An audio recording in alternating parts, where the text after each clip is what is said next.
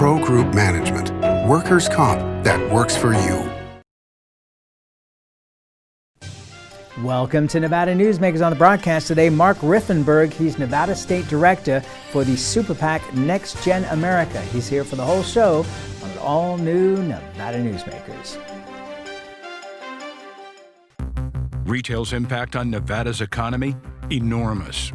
8,600 businesses, large and small, employing 145,000 workers. And last fiscal year, retail paid tax on nearly $60 billion in sales. We're the Retail Association of Nevada. We support retail, we help it grow, and we mean business. RANNV.org. Pro Group Management is the place where companies can find workers' comp solutions that are designed to meet their specific business requirements. As regulations evolve, Pro Group takes a proactive approach to clear the path to make sure your business stays ahead of the curve. Knowing your workers' comp program is optimized, you can focus on other important matters related to your growing business. Pro Group Management, workers' comp that works for you. Safety is the #1 priority for the trucking industry. Over $7 billion a year is spent on technology like this electronic eye that will apply the brakes automatically. But the most important factor for safety is the truck driver. These hardworking men and women who safely move over 70% of our nation's freight and 94% of Nevada's. We thank you because trucks move America forward. This is Nevada Newsmakers with host Sam Shad, a no-holds-barred political forum. Now, from the Nevada Newsmakers broadcast headquarters, here is Sam Shad. And back on Nevada Newsmakers, we're delighted to welcome to the program for the first time Mark Riffenburg. He is Nevada State Director for NextGen America, which, if I am correct, is a super PAC that is supporting democratic ideals. Pleasure to have you in the program, sir. Yeah, thanks so much for having me. So let's start out with, give us a little background on NextGen America. Who is it? Who funds it? And what's the plan? Yeah, so NextGen America is an organization dedicated solely to turning out 18 through 35-year-olds to vote. We truly believe in the power of the youth vote, and I think what we're seeing right now is young people across the country rising up for change, and we know that the 18 through 35-year-old demographic is the fastest growing voting bloc in the country. And while that's true, unfortunately, young people vote at a lower rate than their peers in other age groups. And so it's really our mission to harness the power of the youth vote and get young people to wake up to the fact that if they turn out to vote and they show up to the polls in every election, that their interests will be better represented in government and they'll see better outcomes for themselves and for the future. So I'm a little bit older than you are, I would hazard. And I recall when I was 18 to perhaps 25 that I had pretty much zero interest in politics and elections. I was more interested in growing up and socializing. Everybody has been trying to go after the 18-year-olds, the 18-plus group, for decades. What's different now, do you believe, than was in the past? Yeah, I think that's a great question. And, I think that now there's just so much more access to information that's available to young people. We all, at least in my kind of age demographic, grew up with access to the internet, and now we have the influx of social media. And so I think young people have a good source of information on all of these issues, which is really important. But more broadly, I think that the times have become more political, and that's a thing that I think young people feel in a very real way. Whether it's student loan debt, or thinking about the environment, or thinking about these issues of racial justice and equity, all of the issues that really are going to face our generations for the rest of our lives are at the forefront right now. And so for young people, this is really the time to be involved. Do you think that it's been an interesting cycle, and we're taping this on the morning of June 10th, so this is the day after the election. We're still waiting for the final results to come in. It's probably going to take, maybe according to the Secretary of State's office, up to 10 days to count really all the votes. But are you a little surprised that even though we've seen a slight increase in turnout as far as ballots being returned, that even with the ease of a mail-in ballot, the numbers, relatively speaking, are so low? Yeah, I mean, I think that the great myth is that, and this is something that you see the president trying to, push, is that, somehow vote by mail is going to, completely upend the entire system. And while it makes it far more accessible and easy for folks to vote, I think what studies have shown is that it provides really no partisan advantage. And so I think that the work still remains to get people to then, get their ballot in the mail and send it in. And then, of course, there's the issue of, if ballots are going out to all registered voters, is their voter registration up to date at their current address? And if it's not, their only option is to go vote in person at that point. And, we had very few in-person voting locations, and we saw that reflected in the fact that some folks were in line at midnight waiting to vote when polls closed earlier in the night. And so I think that access to the ballot and making it easier to vote doesn't guarantee that more folks will vote, but what it does is it provides the opportunity, I think, in a more equitable way, and it allows folks to more easily cast their ballot, whether they're working or they've got kids or something like that. They can just fill out their ballot, stick them in the mailbox, and call it a day. But the work remains to still get people to cast that ballot. What was interesting for me was I've always been a vote on election day kind of person. I would say 99% of the times I've voted have been on election day. But this time, because the ballot showed up in the mail, within, I'd say 48 hours, I already mailed that sucker back. But I think that's an interesting perspective from my own point of view. But I don't know. You look at other countries, especially war-torn countries, where people have died for the ability to vote, and the numbers are so much higher than we have in this country. And this is not a partisan comment, it's a nonpartisan comment. It's a tragedy that we don't vote in greater numbers in this country. And you would think that all that has gone on in the news, and as you were saying, the communication that we have now is so much greater than at any other time in history, that it would push people to go out and vote. You're seeing, and this is interesting, I think, too, on a social basis, young people are definitely getting up and getting out and marching in these marches, these protests, etc., in far greater numbers than we've seen in a long, long time. And yet that isn't translating, at least in Nevada at this point, into a vote. Can you explain that? Yeah, so I think that's to be determined to some extent. I think that, in 2016 was some 3 or 4 years ago at this point, and in the meantime we had pretty much record youth turnout in 2018, based on the campuses we were organized on and the precincts that occupy those campuses. We saw some significant increases in young people turning out in 2018. I think the question remains, will that happen in 2020 as well? I live in Las Vegas. If I'm a betting man, I would say that the answer is yes. I think that what we're seeing now is young people more energized than ever by these social movements. And more broadly, I think that, that's something that is going to really help bolster turnout. And I guess to speak to your other point about, the voter turnout being low and how it's a tragedy, I 100% agree.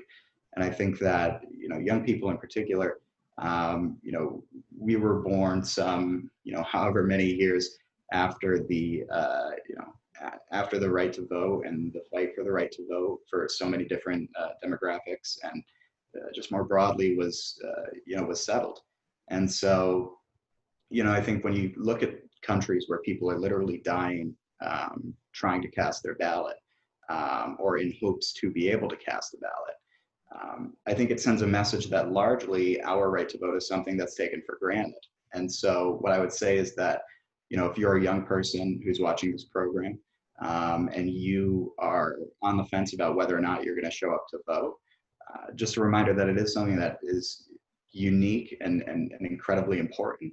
And it's something that allows you to have a say in the future of your country and how things will play out for your generation. And so it's not something that we can take for granted, and it's not something that's a given. It's something that we have to keep doing to maintain. Maybe if we got people when they voted, instead of getting a sticker, to get the purple finger, maybe that would highlight how many people actually really voted. And of course, I'm kidding about that. Obviously, as NextGen America is active in 11 states, those are the battleground states, and Nevada continues to be a battleground state, which is fascinating because so many people have had discussions over the last few years that with the population of Las Vegas growing rapidly and becoming more and more democratic in terms of party affiliation, that it's canceling out the rest of the state. But that really isn't true. Rural Nevada is solidly Republican. Washoe County is still the swing state a swing county in the swing state. What's your take on this, and where are you going to concentrate your activities? Yeah, so our efforts are mostly on college campuses. Obviously, that has changed in the era of COVID, and we have become, I think, more broad in our outreach. But I think what you say is true, right? Is that often it's taken for granted that Clark County is a Democratic stronghold, and while Clark County has pretty reliably delivered for Democratic candidates the last few cycles, I think we can't overlook the value of organizing places that traditionally we haven't had the opportunity to organize, because I think at the end of the day, progressive issues are issues that are applicable to everyone, no matter where you live, no matter what your partisan affiliation is. And I think COVID is a really great example of that. I know one thing that NextGen as an organization has advocated for is universal basic income. I think what we're seeing right now is folks who were out of work and reliant on unemployment and that sort of thing to make ends meet, who are now faced with a really tough decision about whether or not to return to work and risk getting sick and getting their families sick, and collecting a paycheck. And so I think there's a lot of issues that are typically painted as these progressive issues or these far left issues that are really applicable to anyone, whether you live in Las Vegas or you live in Elko. Whether it's $1,000 a month or some other denomination, a universal basic income allows you to take care of your family and stay safe and stay healthy, regardless of what your party registration is. And so that's just one issue, but there are many issues that overlap, I think, with different demographics. All right, so I got to respond to universal wage. At this point in time, and you don't know this, but my other business is running an advertising agency, so I have business clients, okay? Right now, because of the additional $600 a week unemployment, companies cannot find employees to come back to work. The jobs are opening up again, but the companies are having trouble. And I'm talking about businesses like HVAC, roofing, etc., and beyond. And you throw into that, in addition, universal wage. Why the heck would somebody bother to get out of bed in the morning and go to work when they can get all this free money? I mean, I think you're going to see a revolution in this country if they don't change the unemployment. And I'm not saying take it away 100%. Maybe you have to back it off bit by bit so that the people are not in crisis. But I don't think that people are going to want, a percentage of people are going to want to go back to work until they're forced to. Yeah, so I think that if we need to see a revolution in this country related to unemployment, then it has to do with wages. I think the issue that we face is that, I guess here's the point: is if you believe that that's the case, and and people are getting more money off of unemployment. And I've had to use unemployment before, and by no means do they pay you enough to really live a robust, full life. Hang on, Mark. People are getting $4,000 a month right now to be on unemployment because of this additional $600 a week. So people are making excellent money by comparing. You look at Nevada. We are a huge service industry. So a large proportion of our population is not making millions of dollars a year. They're working, in a service situation. I think one of the problems that MGM, for example, has had is, unlike Wynn and Las Vegas Sands, where they continue to pay their employees the whole time that they were, furloughed, MGM is having a harder time getting people back to work because of the fact that they actually laid off people and now they have to rehire them. I don't know, man. I'm just trying to be realistic here, and I don't think this is a partisan issue. I think this is just a reality issue. If you give me $4,000 a month, that is enough to live on. Not like a king, but it's enough to live on, and maybe more than you were making if you were making 12, 13, 14, 15 bucks an hour. And so I think we have to change that and get people back to work, and that's where that universal wage. I'm a business owner. I pay people to come work for me. They have a choice whether they want to come work for me at the rate that I pay or not. But if you start giving people money for nothing, and they don't need to go to work, why would they? Yeah, I mean, I can't answer that question for the entire country, right? I don't know what each individual person is going to do, and I think that the point that I would make is that we need to be paying people in this country a livable wage, and if that means that folks are making enough to feed their families or to put food on the table or what have you, that's frankly what we need to be doing. And I think that based on how the unemployment system works, I'm not an expert on this, but I know that it's based on the pay that you made for the last however many months. And so, if you're making those $12 an hour at MGM, you're probably still not bringing home. I think the $4,000 a month might be kind of an isolated or a few folks or whatever. But what you got to think about is that I don't think that in the face of a global pandemic, you can necessarily fault folks for saying, you know what, I don't necessarily want to go wait tables right now. Because the reality is while we've reached phase 2 or phase 3 or any of these phases, the virus still exists. There's still no vaccine. There's still no reliable therapeutics for it. And so if you're faced with the choice of having to, either put yourself and your family at risk or go work for $12 an hour, I think for a lot of folks, that's a really tough choice because, life is really all you got. And so, when it comes to health and that sort of thing, I think that a universal basic income would be helpful. And I also think that it is a thing where we need to have a conversation about wages in this country and making sure that everybody gets a livable wage. Well, I think we've been having a long conversation about wages, but let's take a break. We'll come back, more topics right after this time out. Because of UMC, I'm putting my free time to good use. Because of UMC, she keeps me on my toes. Because of UMC and this guy, I'm here. UMC, the highest level of care in Nevada. Hi, I'm Eric Robnett, owner of Home Energy Experts. Has this ever happened to you? Honey, did you remember to turn down the thermostat? Forgetting to set the temperature? Not fun. We can help. Our new smart thermostat keeps the temperature set for your comfort all by itself. I'm feeling hot now. To increase your comfort, go to homeenergyexperts.com for details. That's homeenergyexperts.com. The signs and symptoms of cataracts can start out small with subtle changes in your vision.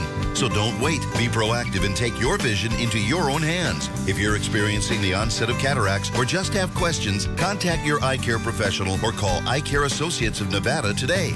Dr. Hiss has years of experience specializing in the surgical correction of eye disorders and has completed over 84,000 vision correcting procedures. At Eye Care Associates of Nevada, we'll change the way you look at the world.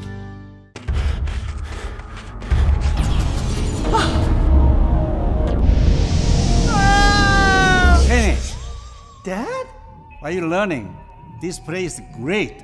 Huh? You gotta try this. Wow, this stuff is great. People are gonna love it. Yes. Yes, they will.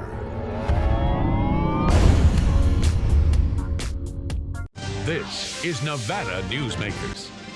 And back on Nevada Newsmakers, we continue our conversation with Mark Riffenburg. He's Nevada State Director for NextGen America.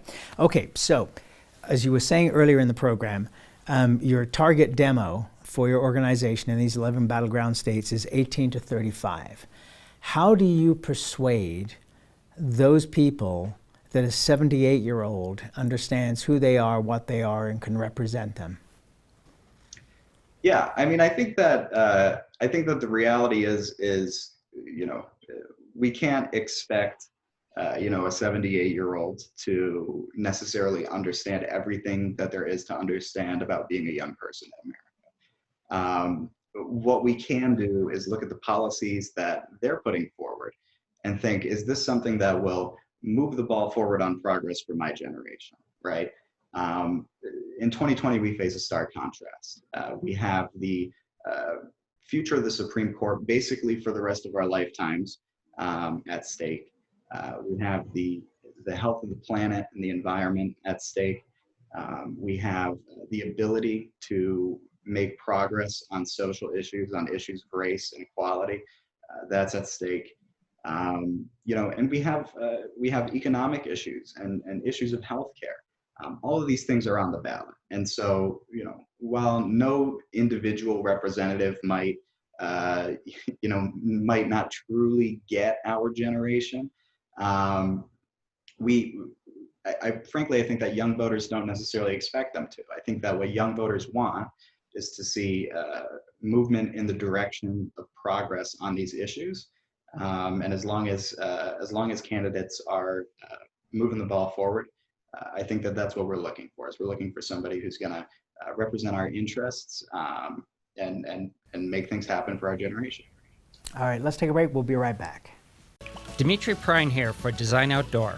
Come visit Design Outdoor's store and backyard to see our wide selection of fire pits, barbecues, and pizza ovens, natural stone water features and fountains, and frost-proof pottery. Our store and backyard are located at 11600 South Virginia, just north of DeMonte Ranch Parkway. Visit designoutdoor.com or call us at 851-9499. One of the most psychologically damaging things parents can do to children in divorce is disparage one another, which is why I can't believe I even have to make this commercial. Half of your kids' genetics come from this person you're spewing hate about. Your children have the right to love you both, but more than that, they deserve to love themselves. Marilyn York might be a men's rights divorce attorney, but this is for every selfish parent. Shut up!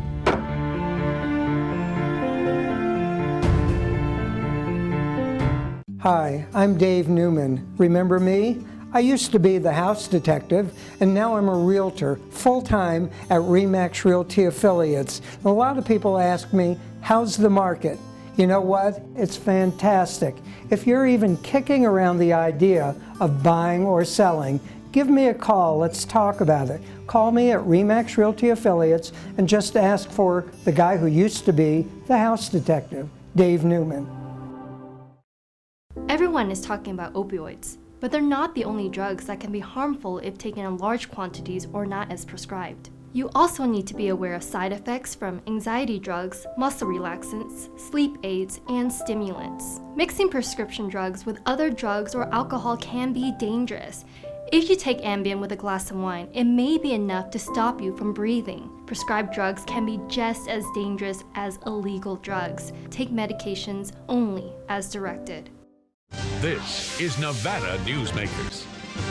And back on Nevada Newsmakers, we're continuing our conversation with Mark Riffenburg. He's Nevada State Director for NextGen America, Democratic Super PAC. So it would strike me, as we were just talking in the previous segment, about the disparity between the voting bloc that you're trying to attract, the 18 to 35-year-olds, and a 78-year-old Joe Biden as the candidate. So it therefore behooves that whoever is the presidential pick is even more important, because that, I would presume, is the person that is going to be reaching out to this generation that you're trying to attract. So at this point in time, we have less than a minute, about 45 seconds. Who are your top 3 picks that you would like to see that would help your efforts?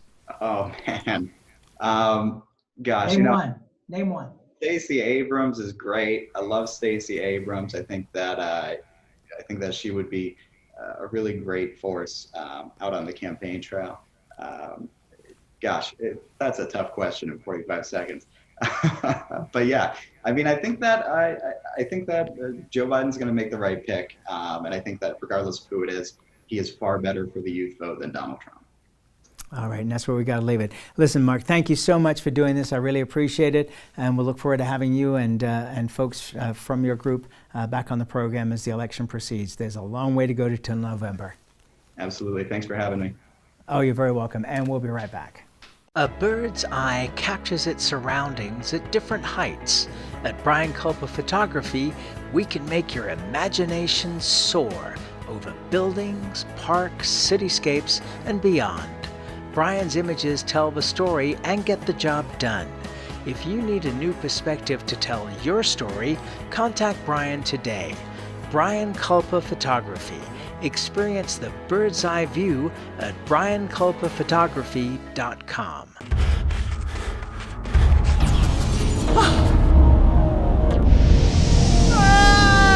Hey, Dad? Are you learning? This place is great. Huh? You gotta try this. Wow, this stuff is great. People are gonna love it. Yes. Yes, they will.